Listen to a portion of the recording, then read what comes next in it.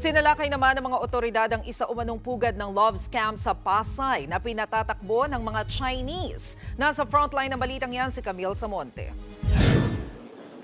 Pasado alas 6 ng gabi nang salakayin ng mga tauhan ng National Bureau of Investigation, Presidential Anti-Organized Crime Commission, Bureau of Immigration, DOJ at PNP ang gusaling ito sa Macapagal Boulevard sa Pasay City. Bumungad sa kanila ang isang opisinang puno ng mga computer.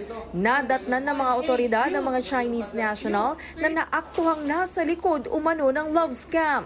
Nang tignan ng mga computer, tumambad ang mga nakalog-in na Facebook Messenger. Sa isang window, ang dami nilang bibiktimahin doon sa mga windows na nakita ninyo. Sa ibang bahagi ng sinalakay na opisina naman nakapwesto ang mga Pilipinong nagtatrabaho rin bilang scam worker. Kabilang dito si alias Mark. Ayon kay Mark, sila ang unang kumakausap ng mga bibiktimahin nila sa dating apps. Kapag nakuha na ang loob ng mga biktima, ipapasa na nila ito sa ibang department kung saan mga Chinese na raw ang may hawak. Nagawa lang daw pumasok dito ni Mark dahil sa hirap ng buhay. No choice na sir, wala namang bakante ng trabaho masyado sa Pilipinas, kaya nakapasukan na lang din kasi may pangangailangan din po eh. Isa lang si Mark sa 200 love scam farm workers na nahuli sa ni-raid na opisina. Ayon sa NBI at PAOK, iisa ang modus ng pambubudol ng mga scam farm na natagpuan sa Pampanga, Tarlac at Pasay, kung saan paiibigin muna ang mga makikilala sa dating apps at saka huhut-hutan ng pera. Love scam, tapos yung other room doon makikita nyo, yun ang wallet, crypto wallet, doon sila nagtatransfer ng pera.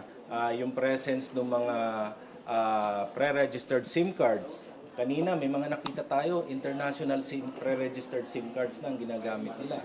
Aside dun sa mga local SIM cards na natin, na nakikita natin usually. And then, isang katerbang cellphones na ginagamit, na kagaya ng sinabi ni Director po ng NBI, na ginagamit nila sa transaction. Lumalabas din sa investigasyon na aabot sa 1 milyong piso kada minuto ang kinikita ng sinalakay na scam farm. Isang 3D analyzer company o technology hub ang nakarehistrong klase ng negosyo base sa mga permit ng naturang pasilidad. Nadakip din ang 4 na hinihinalang mga boss nito. Dadalhin sa PAOK Detention Facility sa Pasay ang mga inaresto. Mahaharap sila sa paglabag sa anti-cybercrime law.